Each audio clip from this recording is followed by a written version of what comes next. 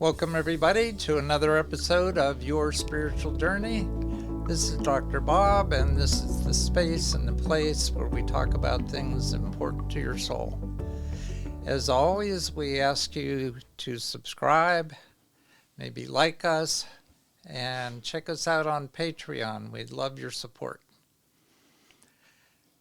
And I just want to mention that we're organizing a trip to Bali. You may have heard this on a prior episode. You will be able to go to our website, yourspiritualjourneypodcast.com, and click on the tab that says Bali, and you'll see all the details. We'd love to have you join us. So today's guest is Dr. Philip Krill. He's a retired Catholic priest of the Archdiocese of St. Missouri, whose passion is to help others deepen their personal spirituality, regardless of previous religious formation or lack thereof. Father Phil's personal mission is promoting a Trinitarian vision of deification and contemplative prayer. And we'll definitely get into those two concepts as we talk. Father Phil has facilitated retreats and gatherings for spiritual growth throughout the U.S. and abroad, including Israel, Italy, France, the Netherlands, India, and Bangladesh. He is the author of 26 books and dozens of talks on the spiritual life, many of which can be accessed through the website encounteringthetrinity.com. Father Phil holds a BA degree in theology from Notre Dame, an MA in religious studies from Yale, and a Doctor of Ministry degree from the Graduate Theological Foundation. Father Phil resides in an abandoned rectory in St. Louis, Missouri, where he awaits his next call to gather with others to explore the infinite mystery of our life in the Trinity. And you may wonder how I found him. Well, I've got to tell you that my Reiki master teacher and Qigong teacher, Laura Buddy, who's been on this program twice now, the first time was episode 4, came back from a baptism of one of her relatives, and she said to me, "I just met the coolest priest. You got to meet this guy." I can't believe I'm just not that into priests and dogma and, just foundational religions. But he is really cool. So with that, I figured I had to have him on the program. So, Father Phil, nice to have you with us. Nice of you to drive down on Memorial Day weekend here and take the opportunity to be on the program. So I'm going to ask you, as I do with all our guests, to relate your spiritual journey from childhood until now, and then we'll get into many of the things that you're engaged in at the present moment. Well, Dr. Bob, thank you for reaching out to me after that conversation with Laura.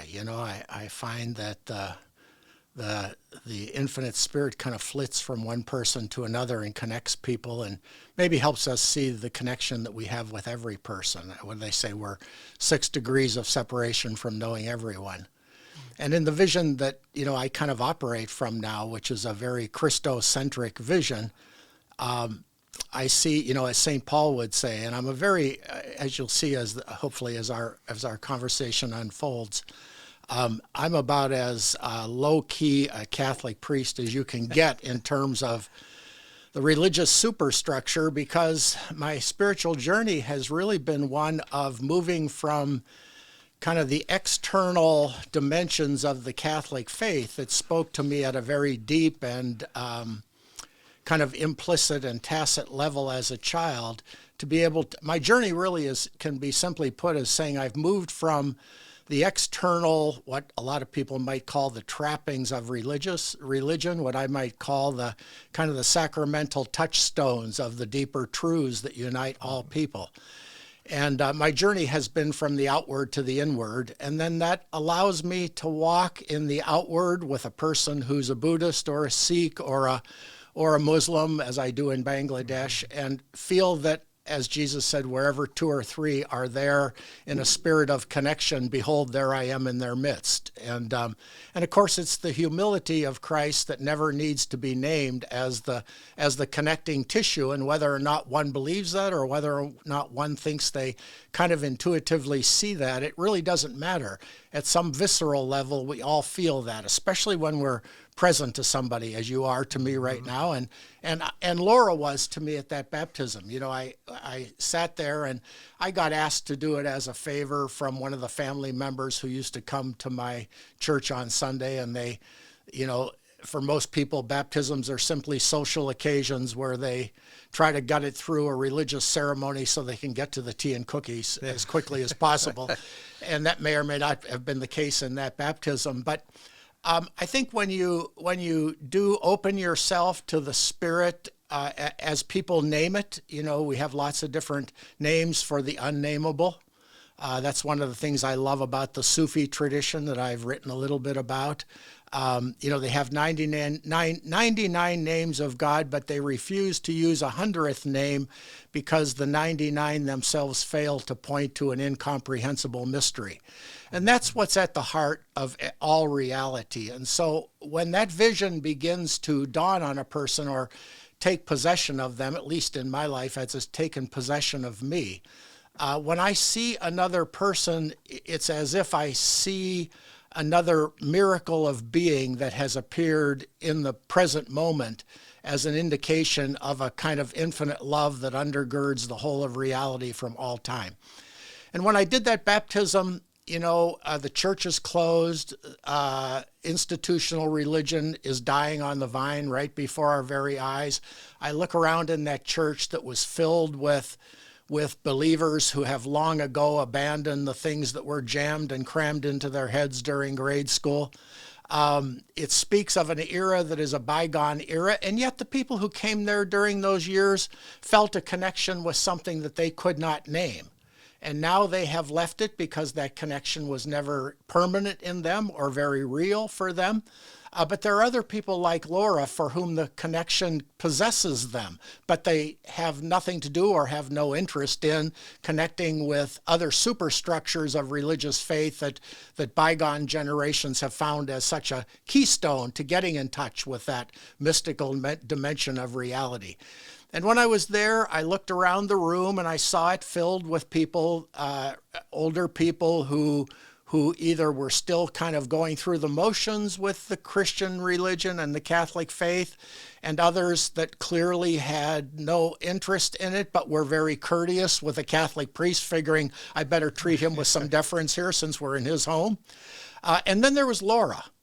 And when I looked in Laura's direction, I immediately saw a light that was coming forth that activated the light that was in me. Now, the light that was in me was, I believe, still operative because I wanted to make this as loving an episode for people, even if they didn't care too much for the sacramental wherewithal that was being carried out, if they could feel that those gestures were pointing to the light that burned within them, I thought this will be a great opportunity for us to taste a little bit of infinite love to the degree that we're ready for it and the religion doesn't get in its way. Yeah. But when Laura was there, I felt such an energetic connection that there was a synergy that took place. And of course, you know, when you look at the parents and the grandparents, the little baby there in that innocent blanket of love brings out the best in everybody who's there. So it was really putting, I can't even remember what words came out of my mouth. I don't use the book because if I try to read anything, whether it's a homily or a prayer or anything, I immediately feel myself go dead in the water. You know, the Spirit speaks only in the present moment. The past is a distant memory and the future's not even here yet. You know, I always tell people, God's not going to ask you what happened. He's going to say, what now?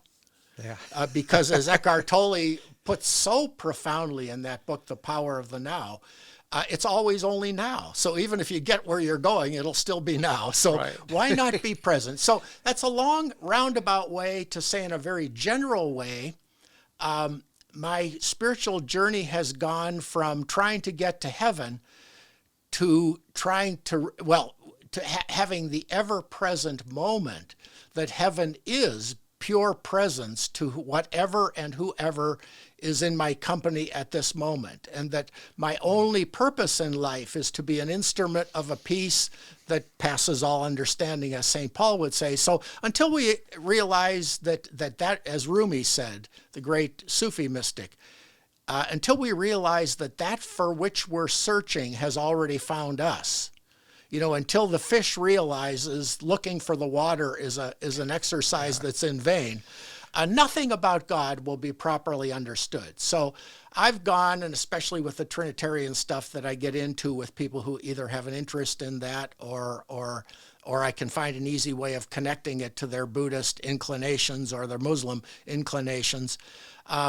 For those, now I've lost my train of thought. Yeah, it's that connection. Well, maybe I'll pause there. That the journey has been one of exterior pursuit, moving from a transactional relationship with a God who is external to ourselves and distant from ourselves.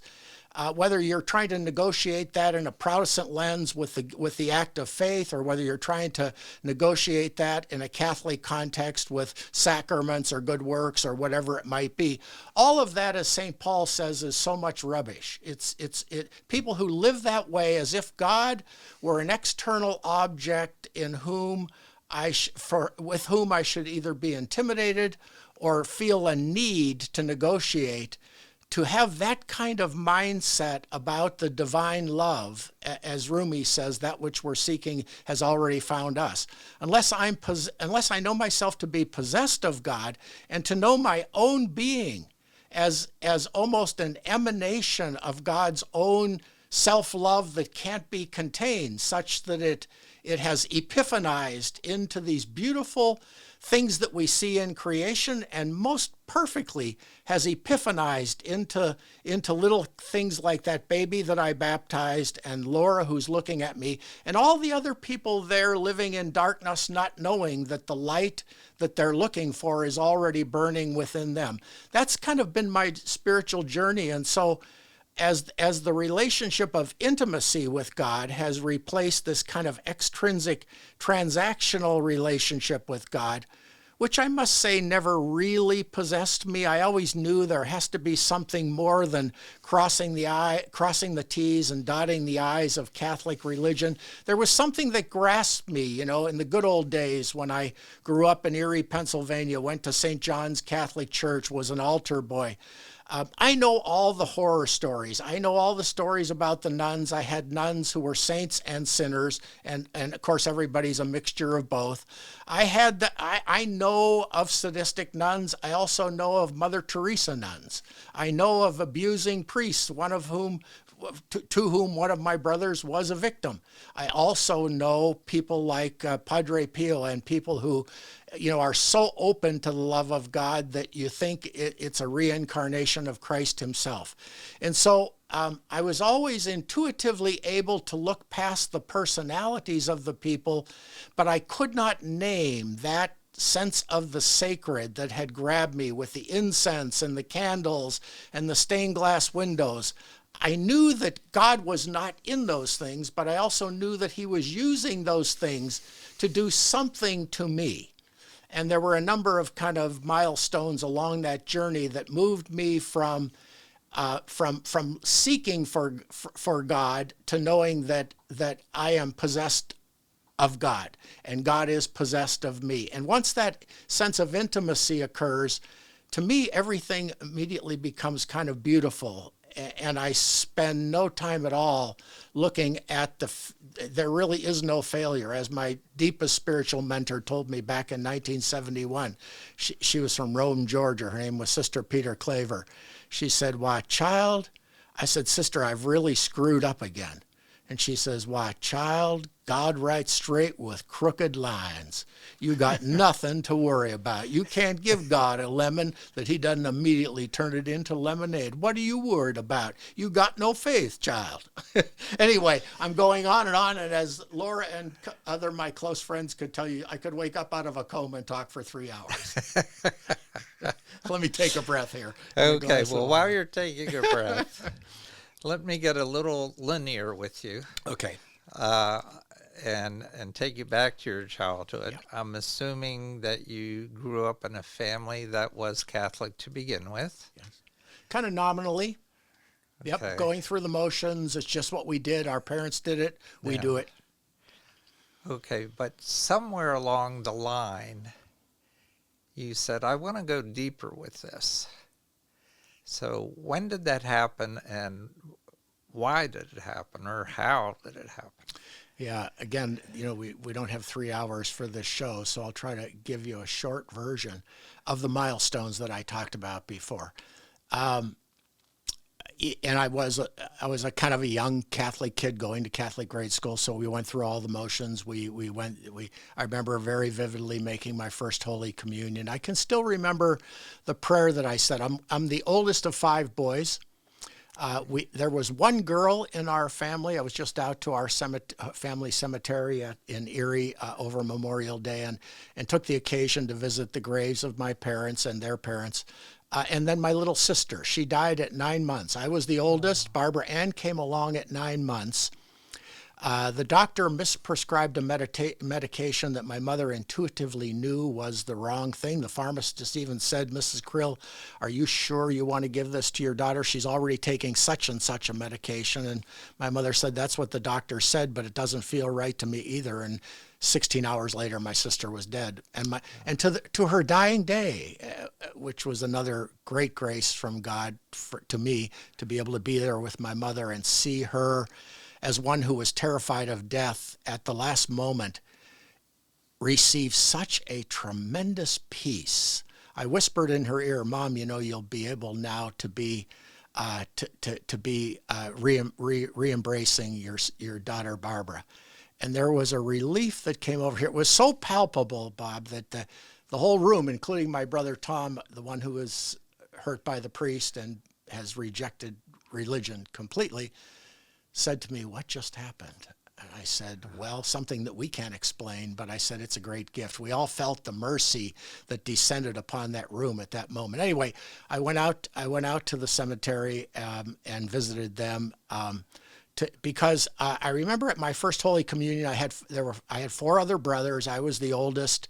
Went through the sacraments my own for the first time, and I remember there was in my house. It was just, the boys were always fighting.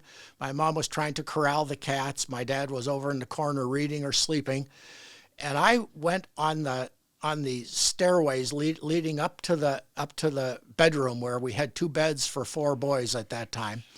And I remember locking the door because it was the only quiet I could get. And though I didn't think of myself as a particularly pious kind of Catholic kid, though it was the ethos, so it was not something you really reflected on. It was just an ambiance in which you found your identity for a while. But something different there happened to me that day. I remember I sat on the steps and I, in my own little second grade way, prayed. I said, "Dear God, let me for the rest of my life, let me feel as close to you as I feel today." And in some way, I feel like I'm sitting here because that prayer in some way was granted. So I went through grade school. My parents scraped up enough money to send me to a Catholic high school. And the one skill that my father identified me as having as a little kid was I was a baseball player. And I had, for some reason, terrific hand-eye coordination. If I had a little more foot speed, I might not be a priest today. Maybe I'd be in professional baseball. It was always my desire to become a Major League Baseball player. And though they had no money for college, they scraped up another additional $200 to send me down to Florida when I was a junior in high school. My dad said, "We can't send you to college, but we can pay for you to go to the Florida baseball school. And they advertise that if you're a good enough high school player and you prove themselves in front of the Major League Scouts, they will advocate for a college scholarship for you. And to make what is a long story shorter, I went to that school. By God's grace, I did well. And then at the end, they asked me simply, what college do you want to go to? You have major league potential right now. So they wrote to 20 schools for me, and I said, could you throw in Notre Dame there as well, because my friends are going there, and maybe they'll offer me something, which eventually happened, and I did go to Notre Dame on an athletic scholarship, again, with one aspiration, to be a professional baseball player. I hardly even knew they went to school at Notre Dame. I could care less about the academics. And what is a very funny story, my computer cards were mixed up, and instead of being put in business administration like I'd signed up for, they put me in liberal arts. The first class of the liberal arts curriculum was Introduction to Biblical Theology. Some young priest came in there, dropped the Bible down on the table and said, gentlemen, before Christmas, we'll read every page in this book. And if you want to leave, now's the time. I think 60 of the 90 guys got up and left. I stayed, and that priest became a real role model and mentor to me, again, not in the religious life, in the spiritual life. And I saw something in him. And my interest during Notre Dame kind of morphed from baseball into theology. I didn't get drafted, which was my real hope. None of the major league teams saw that I had the talent to make it at the next level. So now I have life plan B, and I think I'm like the guy in the gospel. I'm too weak to dig dishes. I'm too stupid to do anything else. What can I do? I got this degree in theology.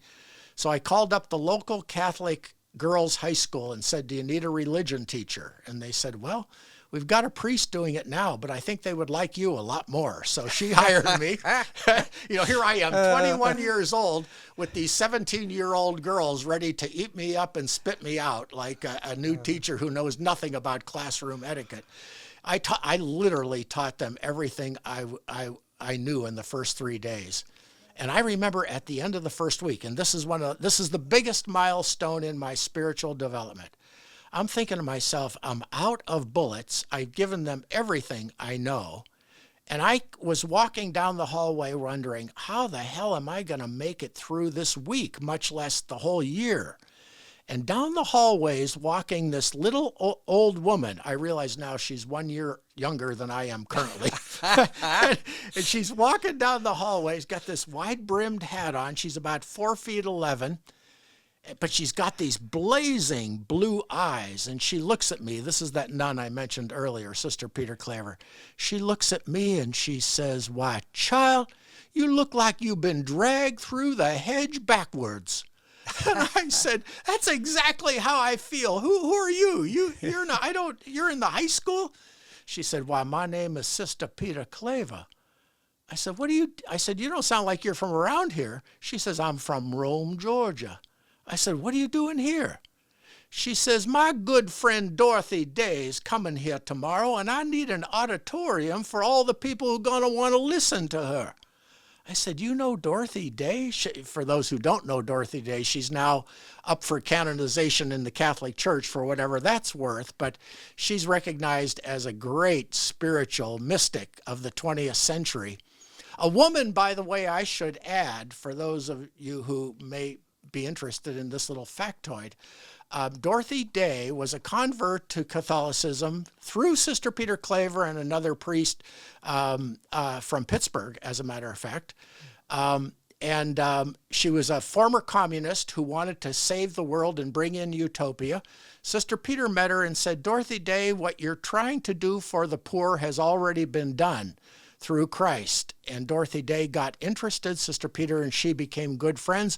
Dorothy Day became a Catholic and then founded a Catholic worker movement for all the people she was serving on the Bowery in New York, brought in everybody, and started this house of hospitality. And Dorothy and Sister Peter Claver said to me, I said, what are you doing in Erie? And she said, why, these sisters here who run this high school, these Sisters of Mercy, they invited me to Erie to start a house of prayer because they heard me talking about not just saying prayers to God. Why do you want to babble on like the pagans? No, you got to know how to be still and know that I am God. You got to know how to do Christian Zen meditation. Otherwise, you're never going to learn how to pray. And I said, Sister, isn't Zen kind of a New Age wacko movement? She says, child, you know nothing about prayer. She said, at the deepest level, it's all the same thing. Be still and know that I am God. And then she looks at me, she says, you pray? And I said, well, I teach religion. She says, that ain't praying, child. I said, Sister, where's your house of prayer? She says, down on 4th and Sassafras Street. I said, you mean across from the Antlers Bar?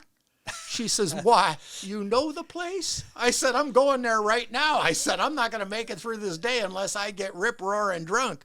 She says, well, when you're done drinking, you just come across and we're going to talk about prayer. And that led, she was 75 at the time and died at the age of 106. So we were very best friends until then. And she introduced me to St. John of the Cross, the Cloud of the Unknowing. William Johnston was a Jesuit priest who went to the University of Tokyo to practice Christian Zen for 30 years. He came to the United States at Sister Peter's request. I met him. We did a silent retreat of sitting in the Zazen position for five hours on a given day. And I thought, what's this all about? And so Sister Peter taught me how to get into the right posture of prayer. And she said to me when I first met her, she said, child, you got it all up here. You got your theology. You are saying all the right things about God. She said, and you know God up in your head. She said, but child, you got to move from here down to here. She said, that prayer's got to start dripping like a coffee pot. It's got to drip down here until your heart and the heart of God become one in the Trinity. That's the first time of course, as a kid, I heard about the Trinity all the time.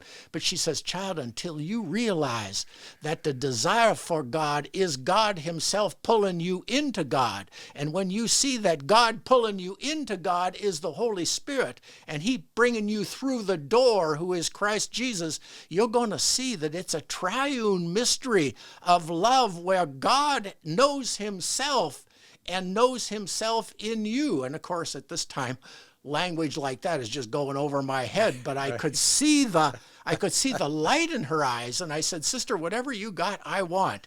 She said, well, you got to move from here to here. And then her final line was, and I think in your case, that's going to take you about 40 years. and that, I'll tell you, she told me that, Dr. Bob, she told me that in 1971 when we met, and it was in 2011 that I discovered centering prayer. I discovered John Main talking about, he called it meditation. In the Catholic tradition, it would be more akin to contemplation. It's the same thing that the Buddhists are doing. It's the same thing that the Muslims are doing. It's the same thing the Sufis are doing when they do their Sema dance. They are moving, they are whirling to get into the one point, as the Buddhists say, or the Tai Chi experts say. You want to get into the one point at 2 centimeters below your navel, have everything come down into that lowest point of gravity, what St. John of the Cross called the deepest center of the soul, which is really in the solar plexus. And there we're connected to the ground of all being, and God and the human person at that level become so one that the angels themselves cannot distinguish the human person from the second person of the Trinity, who is the God-man, Christ Jesus. So anyway, Sister Peter was, so to speed up the story here and then let you ask your next question. I went through Notre Dame, got a degree in theology, taught 1 year of high school, and knew after the first week that it was not my calling. There was a nun at the college connected to the high school where I was teaching who said to me, look, high school teaching is not for you, but you are brilliant.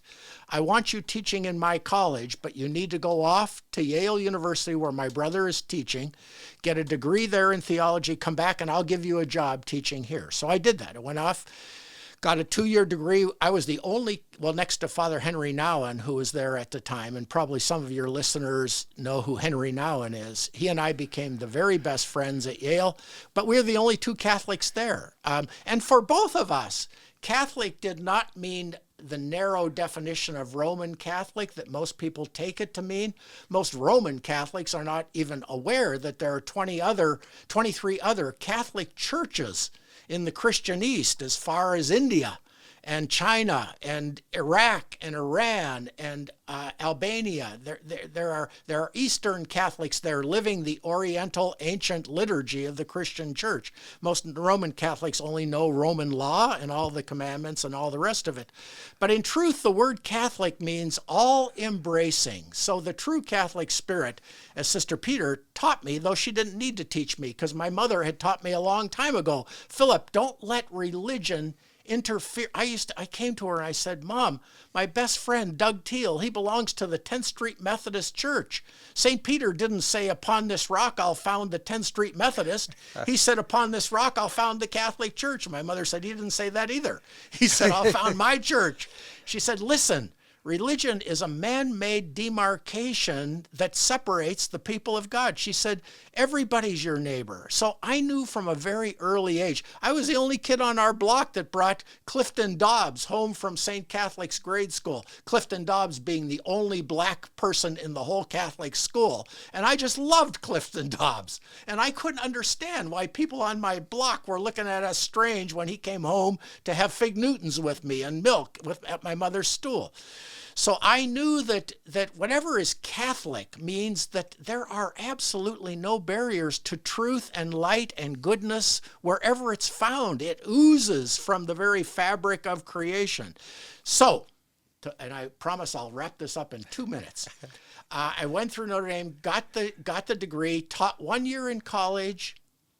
I was living at the House of Prayer by this time. Sister Peter now was well into her 80s. And she saw me walking around the House of Prayer one day after my college teaching. The president of the Catholic college where I was teaching had just offered me tenure after teaching there for 1 year. She said, the students love you. We are a small Catholic college.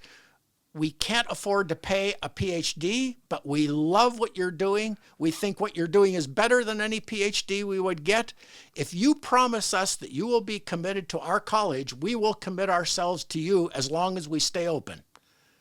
And I thought to myself, my God, nobody ever gets an offer like that. And we're talking now, what, 1984, we're talking 1974. And I came back to the House of Prayer, and I'm restless. And Sister Peter looks at me. She says, Child, what's wrong with you? You look like a cat on a hot tin roof. And I said, Sister Peter, I said, I don't get it. I said, Sister Larice called me into her office this afternoon. You know how much I love teaching at Villa Maria College. I get up at 8 o'clock. I can't wait to get back there. I come home at 10. And I can't wait to do it again the next day. I just love what I'm doing. My brother Dennis was also working there as an administrator. We had the greatest time together. I said, Sister, they've just offered me tenure. I said, I can be there forever if I want. I said, but I can't, for some reason, I can't pull the trigger. And she looks at me with this strange look, and she says, do you think it's because you want to become a priest? And I am telling you the God's honest truth. I had never directly asked myself, do you think that's what you want to do? When she said that, it was like a piece of a jigsaw puzzle that you've been looking for came into place. And I said, I think so. Now, 15 years after that, 10 years in the seminary and 5 years in the priesthood, 15 years after that, when I came to Sister Peter and said, I'm leaving the priesthood, I said, I hope that doesn't crush your spirit. And that's a whole nother podcast that we'll talk about sometime. But I came to the decision to leave the priesthood, a very tortured decision, the worst year of my life trying to figure that out. And I'll tell you a little bit about that in a second. I said, Sister Peter, I hope I'm not crushing your spirit. And she said, I'll just say one thing. She said, that day when we were standing in the House of Prayer and I asked you if you thought it was because you wanted to become a priest, she said, you were glowing with a joy that I don't see in you now. And when I did leave the community, I was a priest at the University of Notre Dame with the Holy Cross Fathers. My superior said to me, Phil, he said, maybe 150 priests have come into this office saying they're leaving the priesthood and they want to get married. And he says, 149 of them, I said, you are making the absolute right decision. I give you my blessing. I wish you nothing but well. You probably shouldn't have got into the priesthood to begin with. He said, but not you. He said, I'll make a prediction here. And he says, I know the woman you're going to marry. You met her in Bangladesh. You have a soul connection. She's a midwife. She's a psychiatric nurse. She's a very spiritual person. You think she's your soulmate. And she's a very good friend. She's maybe God's greatest blessing in your life to get you through a very torturous time with that crazy priest that I have you living with down at that rectory who doesn't know boundaries and is a raging alcoholic. Okay, she's a great support to you. I get it all, Phil. He said, but that doesn't mean you're called to marriage. He says, listen, I know your history with women. I know you have a weakness in that area. He said, we knew that when you came in the seminary. Sister Peter told us. She knows you better than anybody.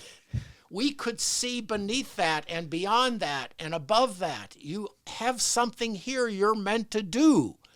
And if you leave it now, you'll be leaving an opportunity cost on the table that is not a good thing. So I'll make you a prediction, he said to me. 10 years from now, you'll be knocking on this same door asking to get back in here. And that's what happened. I did marry the mother of my son, who is the greatest natural blessing God has ever given me. 2 years later, we had our son, Ben, who today is 37 years old.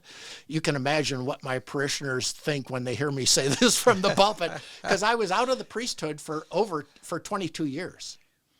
During which time I worked as a counselor and administrator in an addictions treatment center, which is where I got to be at the grass level with people whose only concept of God was a power greater than themselves. But I saw that minimalist notion of God save more lives than any preacher I ever heard in a Catholic church, I can tell you that. And so I have connected very deeply with people who are in 12-step communities. A good portion of my calling right now in retirement is going to various places in the country and doing 12-step retreats with people. And of course, everyone's welcome to do that who wants a spiritual awakening. I was out of the priesthood for 22 years.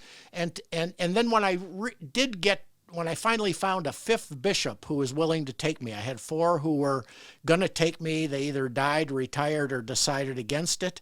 And so after I had been looking to re-enter the priesthood after our very amicable divorce in 1992, I think it was, I finally found a bishop who immediately when he saw me, he said, there's probably no other bishop in the country that would take you, given your background. He said, but I can see that you're meant to be something. And to this day, I give him, I'll be eternally grateful to Archbishop Carlson for taking me back into the priesthood.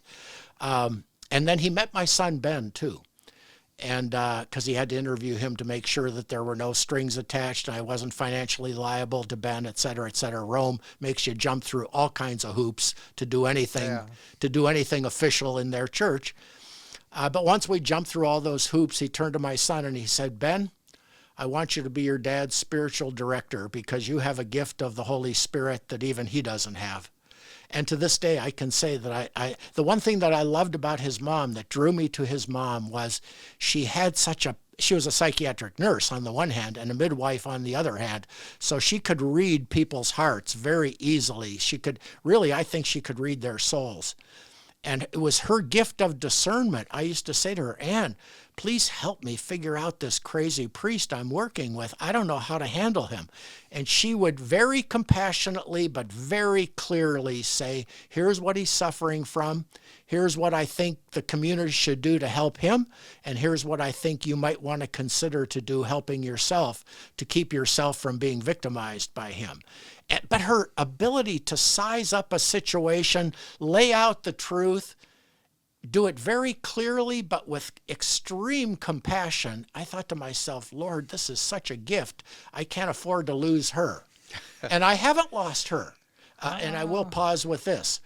I was just in Michigan 4 days ago, and I saw Ben. I said, let's go visit your mom. So we went over to visit his mom. And Ben and I, my son, who's 37 now, he's now deep into a 2-day, two times a day, 20 to 30 minutes each of sitting in Zen-like stillness of contemplative prayer. So before Ben and I do anything together, we sit for 20 minutes, put on the little timer. We have a singing bowl gong that goes off. And we went to his mom's house, who we always, it's always a joy to see her, and I believe it's a joy for her to see me. We sit down and have a cup of tea. She's a native of England, Yorkshire in England. So she'll cook up some Yorkshire tea. We'll sit down and rejoice over old times and new. And then this last time I said to her, hey, Anne, before Ben and I go to supper, we usually sit for 20 minutes in contemplative prayer. Do you want to join us? And she says, yeah, I'd love to join you. So she gets in her easy chair. Ben and I pull out our little prayer stools and sit down in the Zen position, turn on the 20-minute timer. It's perfectly silenced. And though I try to get into a place when I pray where it's just an unrestricted openness, I do use a mantra so that the monkey mind does not activate too much while I'm sitting there in silence, trying to put my whole mind into the one point below my navel, to give a short course here in contemplative prayer. But one thought did come into my mind so crystal clear. It was as if I heard God saying to me, now, isn't this an interesting Holy Trinity? You, your son, and your divorced wife are in such a holy communion. Who could have thunk such a thing? And then the words of Sister Peter came into my mind. God writes straight with crooked lines. So I've come to learn that sin is an illusion. It's simply a learning experience. Thomas Edison failed how many times inventing the light bulb? Every time we go down a cul-de-sac, and I've gone down so many in my life. I had experiences in the priesthood I just crashed and burned several times. But every time, it's just God saying, that's not it. Turn in this direction. So suffering, when we're able to see it, at least for me, when I'm able to see it from the perspective of contemplative prayer, suffering is the momentary bewilderment that I get into when I haven't understood the wisdom of the corrective action that the divine is taking by showing me this pain to move me in another direction, to maybe notice something that my mind had made it impossible for me to notice in the moment. So I think that gets me through the leaving of the priesthood, the return to the priesthood, the love of my son, and my being here, coming down from Erie to be with you. That is quite a journey, and it's still going on. It's still going on. Well, I would like to turn to when, how, and why did you decide you needed to write? And what precipitated all this? Thank you.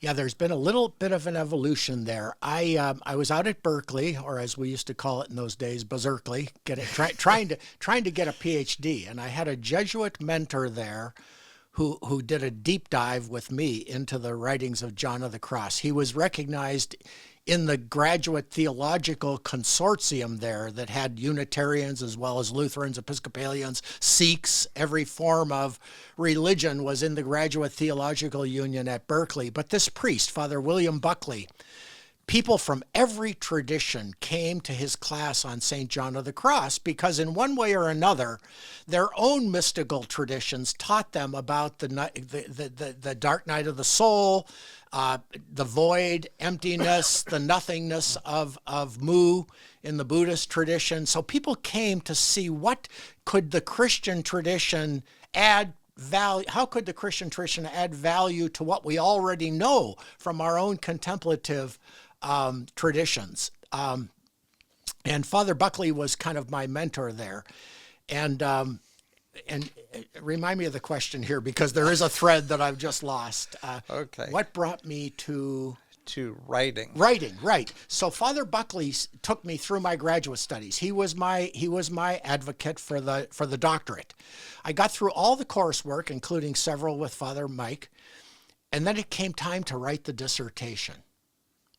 And as you can see, my mind is, I guess, you could cast it in a negative key by saying, hey, you're off the chart on ADHD. That's not really the case, but my mind is very associative. So one idea will synapse into several other lights. And so I talk fast, the ideas come fast, and I see the connections in my own heart. But making the connections in a linear fashion when I'm trying to write it does not work. And so I worked for a year trying to begin a dissertation, and I was literally losing my mind.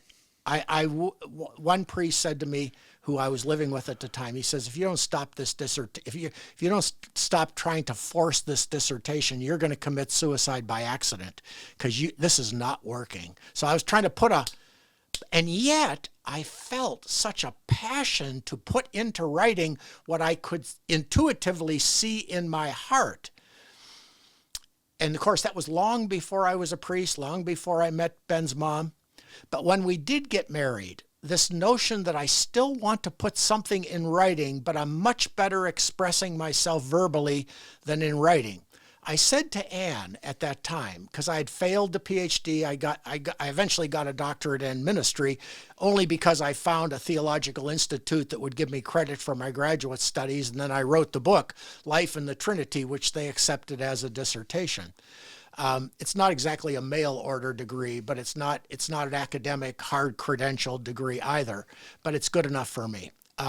Because that was the first book that I wrote, and it was a friend of mine who said, I said, I've got writer's block. I can't do it. He said, no, you must put into writing, because I was working with a retreat group at that time. I'd not yet got back into the priesthood, but I was working with two other very spiritual guru type guys, and we were bringing all kinds of people together to deepen our spirituality, and part of it was a contemplative vision of the Trinity.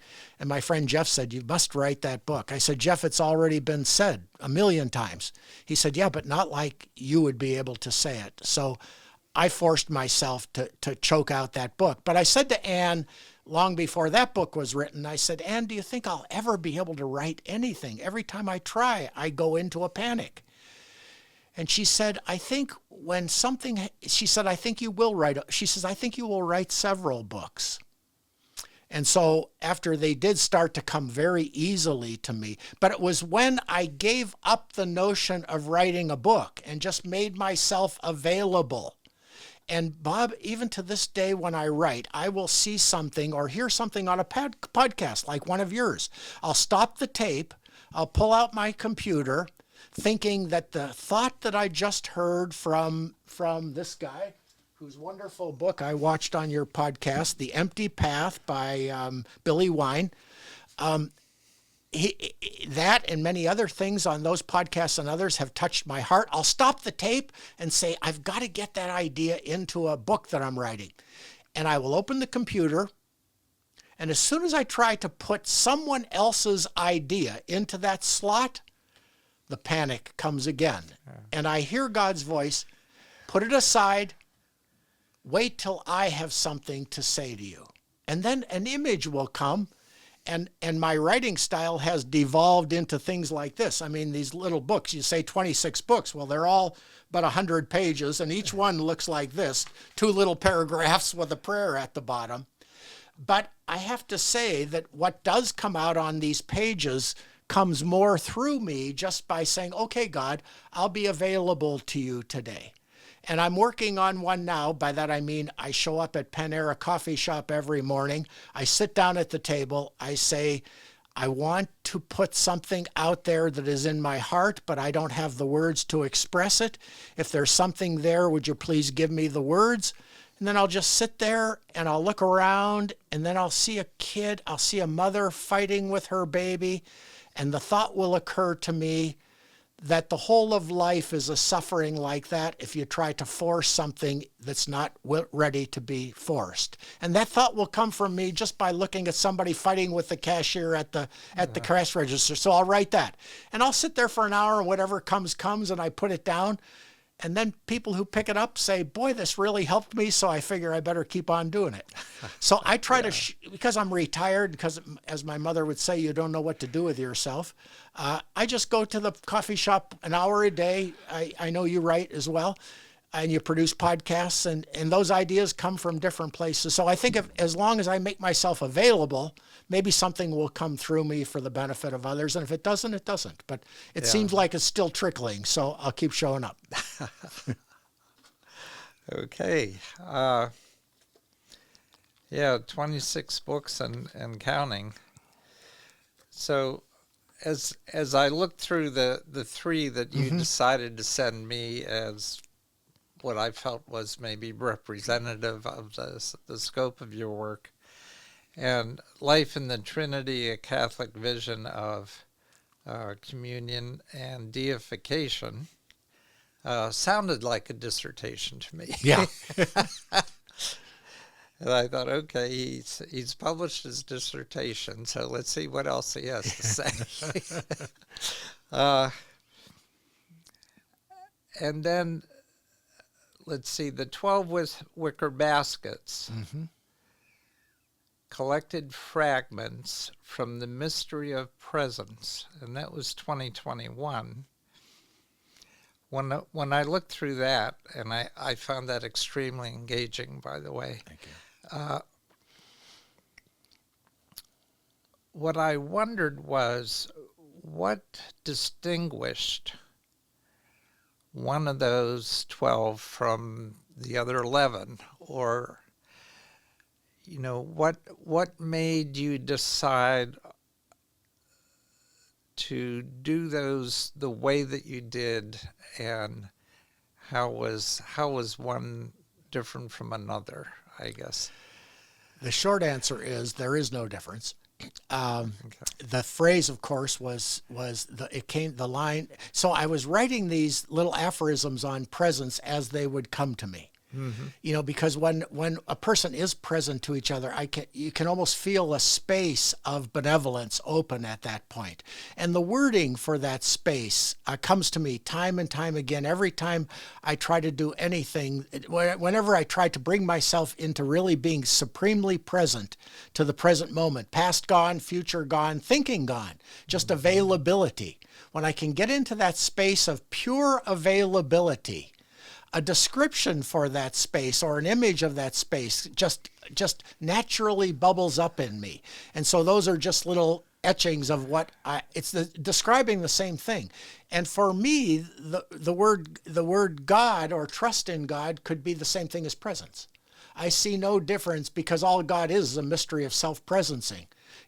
Especially from a Trinitarian standpoint, the Trinity is nothing other than God present to himself for the benefit of the other. And so I kind of 120 pages of those, I arbitrarily said I could do this forever. Why don't I just bring it to a stop here? Now, how will I organize it? Because the notion of fragment, that Jesus collected all, there was a miracle of abundance, and I thought to myself, this book was a miracle of abundance for me. It just metastasized by my taking the one or two thoughts that I had, like the 2 fish and the 5 loaves. I got I don't even think I had 7 thoughts at the time, but I've got a couple of notions of ways. And at that time, you mentioned the course on miracles. I was reading that at the time, and I was reading Eckhart Tolle, The Power of Now, at the time. And both of them are about the supreme eternality of the present moment. And in that space, all is well.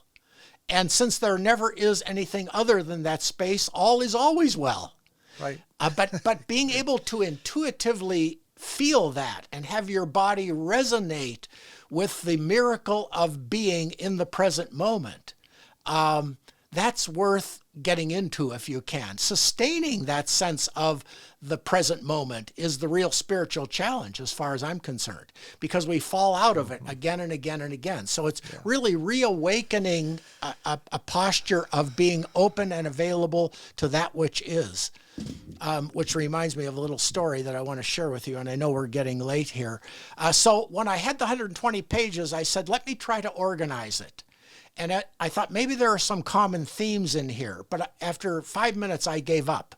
And I said, it's really one big basket of fragments. But because Christ said 12 wicker baskets, and 12 being a number of perfection, 12 months in the year, 12 signs of the zodiac, 12 this and 12 that. I said 12 will speak on its own, and this will be perfect as it is, and it's fragments, so I can't organize it. I'm sure one basket didn't hold any more pieces of bread than the other. So that's kind of how I did it. Okay. In the more recent books that I've written, there have been certain topics that kind of fell into a natural affinity. So I never had to organize them. They kind of showed them to me themselves. And I'm finishing a little book now that, again, is just fragments of thoughts on God, openness, the now, et cetera, et cetera. And I looked at it earlier and I thought, does this have some natural affinity to it? And I wasn't feeling it. And the thought of going into it and trying to impose a structure on it, I cannot, because I failed at the dissertation, I can't go into a project with an outline. Even when I preach on Sunday, and there's not a Sunday that goes by that someone doesn't come and say, that's the best homily I ever heard. And I always tell them, if it was good, it was the Holy Spirit. If it stunk, it was me. And that's because I'll look at the reading and I will have an intuitive sense of divine goodness that's being shown through this reading. But any preparation beyond that, until the words are given in the moment, will be of no value. So I don't prepare other than asking the higher power to speak through me. And the idea, I never start a homily or even a talk with, like our encounter today, without something appearing in my imagination. Talk about Sister Peter. Talk about Ben. And one last thing about the miracle of being that I'd like to share. My son Ben and I were at Notre Dame for a football game last fall. And they have a beautiful library there with a reflecting pool in front. And it's a really kind of a very scenic spot on the campus. And there's a reflecting pool. And on a beautiful day, you can see the mural on the library reflected in the pond. And there was a teacher at Notre Dame when I was a student there. His name was Joseph Evans. He was a philosopher, and his only book for his philosophy course was The Little Prince by Saint Antoine d'Exupery. Yeah.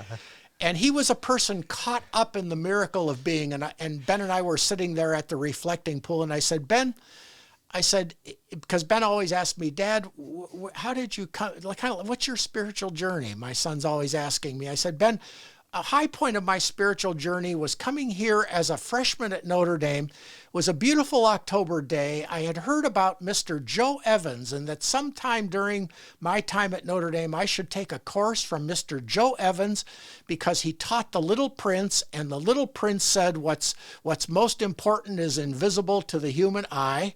And to be able to see the world in a grain of sand is the essence of all spiritual wisdom. So I wanted to take Joe Evans' course, but I'd never met Mr. Evans or Professor Evans. But I saw him sitting on the reflecting pool on this October day, Ben, right where you're sitting today. And my son said, well, what happened? And I said, well, he looked like he was lost in thought. So I came up to him and I said, are you Professor Evans? And he turned to me with a start, and his eyes got as big as saucers. And he said, yes.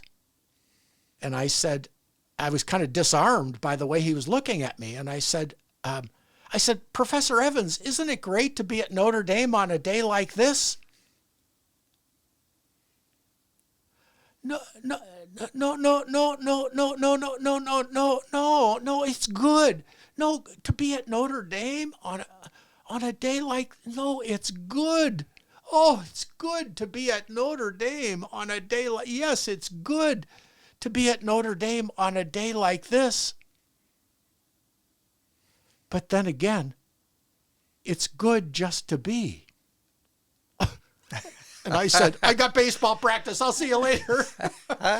But he later called that. So I did take his class, and he said, the source of all wisdom is what he called the intuition of being, by which he meant when you see that every leaf, every person, every grain of sand is an expression and kind of an emanation of an infinite love that is itself uncontainable, you'll be able to look past the so-called evil. Evil is just an absence of good. It's a magician's trick. It's a sleight of hand that gets you to believe something. What do they say? Fear is false evidence appearing real. Yeah. And evil is the same thing. Evidence that is not really, it's a sleight of hand. It's a deception that comes through our thoughts. You know, that guy's out to get me, when in fact it's not even a guy, it's a parking meter in a shadow. Yeah. So the mind deceives, but the heart reveals. And that's a never-ending quest. So the spiritual journey, really today is day one of the spiritual journey. You know, I used to ask people in recovery at the addiction center, how much sobriety do you have? And one guy who'd been at it for 50 years, he turned to me and he said, you know, he said, the person who has the most sobriety is the person who got up the earliest today, because we're only guaranteed just for today. And that's so true. Not even just for today, just for now. Yeah. Now is the moment. And I'm really so grateful we got a chance to meet. And Laura is our mutual friend. Okay, I've got one more book question, and then I'm going to move on to something sideways for you. Okay. Okay, so the last book, and I can't even pronounce it. Yeah, this one here? Makalat, yeah. Makalat. Uh-huh. Okay, Snippets of Sufi Wisdom, dedicated to the victims of the Middle Eastern violence and peace in the Holy Land. Now, first of all, in looking at the format, I love that format because you get a Sufi quote, you get a meditation that goes with it, and then a prayer. And I see a similar format when I look on your website and see the kinds of things that you're doing there. And if it works, why? Yeah, that's right. Why change it? Why change it? You know, it's a great. I don't know. It's just a great format. I think I love it. Now,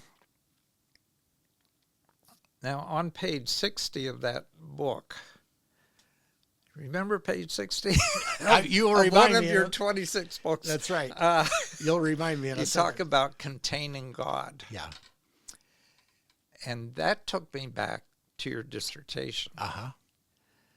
Because I saw you wrestling with that concept in that book. Uh-huh. And for the audience that's not watching but listening, that book is Life in the Trinity, a Catholic Vision of Communion and Deification. Mm-hmm. So it's that deification piece. Yes, that's right. That's right. And so I felt it instructional, maybe for myself and for the audience, just for you to give a little piece of that, because that book has the little piece that me really summarizes it nicely. Yeah. Why don't I read this Sufi quote? Okay. It's from one of the hadiths connected to the Quran, but it says, and this is Allah speaking. And Allah, by the way, Roman Catholics might, or Christians in general might give the exorcism sign when they hear the word Allah, but listen, Allah, I mean, you can even see it in the sound of the word, and Arabic is entirely a tonal language. If I had it to do over, I would learn Arabic. It is the most sacred of all languages in my view. I wished I knew it, but Allah, you can even feel it. It's all, it's the all anyway. And all the Christians in the Middle East use the word Allah for God. You never hear a phrase saying "Dear God," "Dear Allah" would be. So it's a shock for my Roman Catholic friends to walk into a Palestinian Catholic church and hear, "Oh Allah, we love you." What are we, in a Muslim mosque? No. It's a sense of the sacred. So it says this. It says, My earth and my heavens contain me not, but the heart of my faithful servant contains me. So, there you have we could talk forever about this, but you want it to be related, I take it, to deification. Yeah. to me, I'll have to come to it from a Christian context. I didn't mention this at the beginning, but I said as a young Catholic child, I had a sense of the mystical, even though I was still embedded in the material or in the ritualistic. And to this day, I say Mass every Sunday. I love the Catholic Eucharistic ritual. I couldn't live without it. By the same tone, I know that it contains an uncontainable mystery. So it's the mystery that has the Eucharist, not the Eucharist that has the mystery. Yeah. St. Augustine said that actually about the reception of Holy Communion for a Christian. He said, when I first became a Christian, I thought that when I received Christ in the Eucharist, I turned Christ into me. He said, now, Lord, I realize that when I receive the Eucharist, you turn me into you, which is a mystery of assimilation rather than a mystery of I'm not pulling God down into the material world. God is pulling the material world up into the divine world. And that was the turning point for me, because in grade school, even in third grade, I remember raising my hand with Sister Mary Catherine. She taught us, as every good Christian, Catholic or Protestant, has been taught in the Western world, not in the Eastern world, not in the ancient world, but in the Western world, when Christianity moved from being a mystical Oriental religion of mystery, poetry, and mysticism. When it moved west, it encountered Roman law, and they tried to squeeze it into the categories of legalistic morality, and it has never fit, and it never will fit. But in that framework, something developed over time, especially in the Middle Ages, known as the Protestants call it the penal substitutionary model of atonement. And Catholics didn't have that highfalutin name for it, but they had the same model, namely, Adam committed the original sin in the Garden of Eden by pissing God off and committing a sin of disobedience. God held a grudge for 20 centuries until Christ could come along and pay the debt on the cross, because God really wanted to kill us because of the sin, but he needed atonement to be made, and he needed an infinite atonement to be made by a human agent. So God invented the incarnation as the special solution to the big problem. Namely, I need infinite satisfaction being made for a mortal offense against me. So Christ satisfies both of those. I think I'll kill my son on the cross, and then I'll feel better again about the human race. Now I have to go to confession again, because I'm caricaturing that notion way too much. But basically, that is the theory that most Christians have grown up with, Catholic and Protestant alike, that Christ died on the cross for our sins to make satisfaction and atonement for the sin of Adam. And now the gates of paradise are open, and Catholics enter it through good works, and the Protestants enter it through the act of faith. It's all BS. And in third grade, I knew it was BS. I raised my hand and said, Sister, I've really done some bad things in my life, but even if I committed the equivalent of a mortal sin in my family, I don't think my dad would demand the death of my brother to make up for it. I said, it makes no sense. She said, shut up and sit down. Sure. So for 50 years, I said, Lord, there's got to be another way out here. And then, and I hope we're not going too long here, you'll cut me off when it's time. I was out of the priesthood, but I was in a parish. I'd long since gotten my divorce, looking for a bishop who would take me back into the priesthood. There was a parish priest who was my advocate, trying to help me get back into the priesthood. And a new catechism of the Catholic Church, big fat volume by John Paul II, came out. And this priest said, I want you to take this new catechism of the Catholic Church and teach it to the parishioners. I said, okay, I'll do that.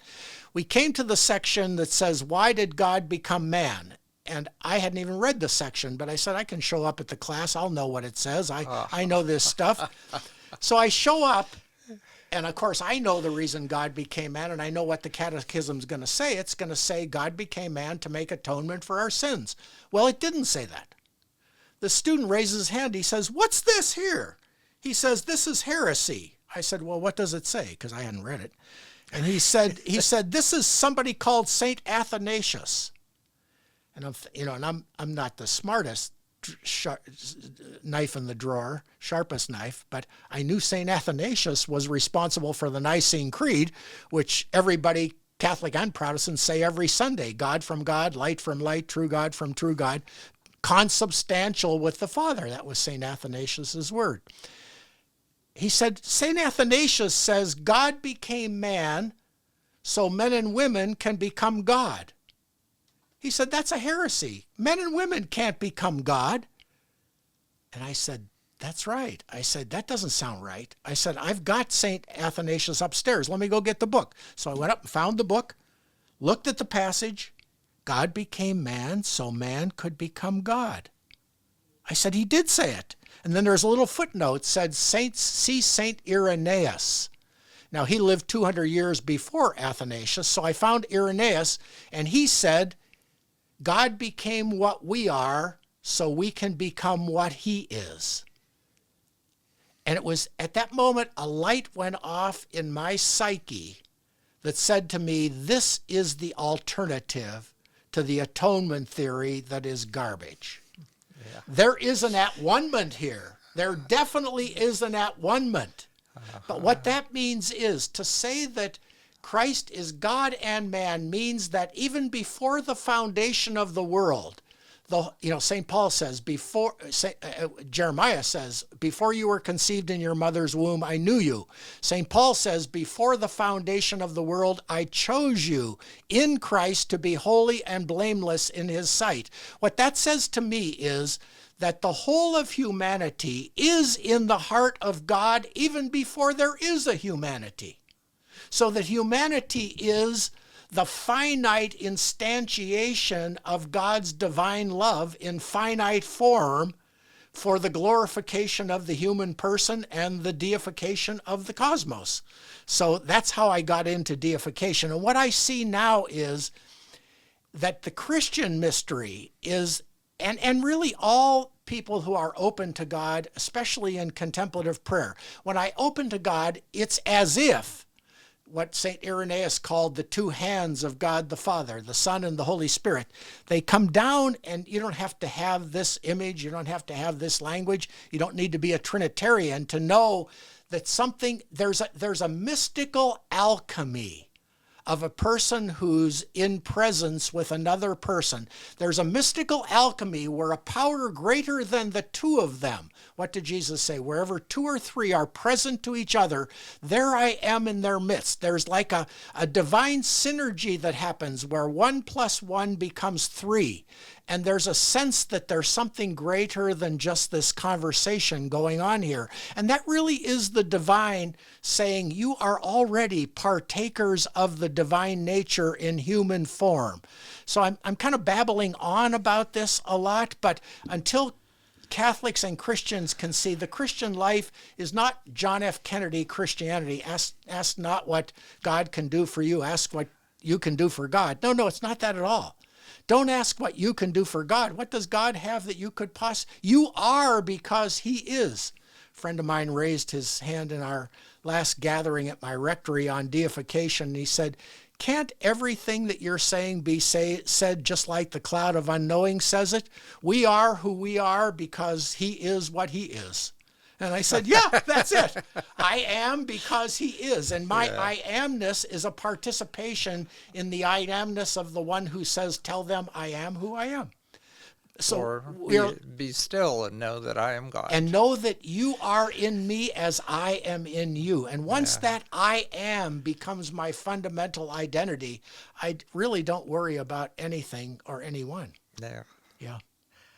I'm smiling too much. I'm glad. Because it just, I identify with your thoughts so much. And I've got to wrap this up. Yes. So I didn't get to ask you your thoughts on the prior pope and the current pope, but I'll just let that go. Yeah. I like your thoughts. It reminds me of Father Richard Rohr, and It's not a transactional That's it. church. It's a transformational church. That's Bob. And that's what you need. If we had to summarize our whole, it's moving from a transactional notion of me and something else to a transformational notion of transfiguration or deification, or such perfect. To me, the whole of the spiritual life boils down to those words of Mary: "Let it be to me as you desire." Yeah. Let me finish with this too.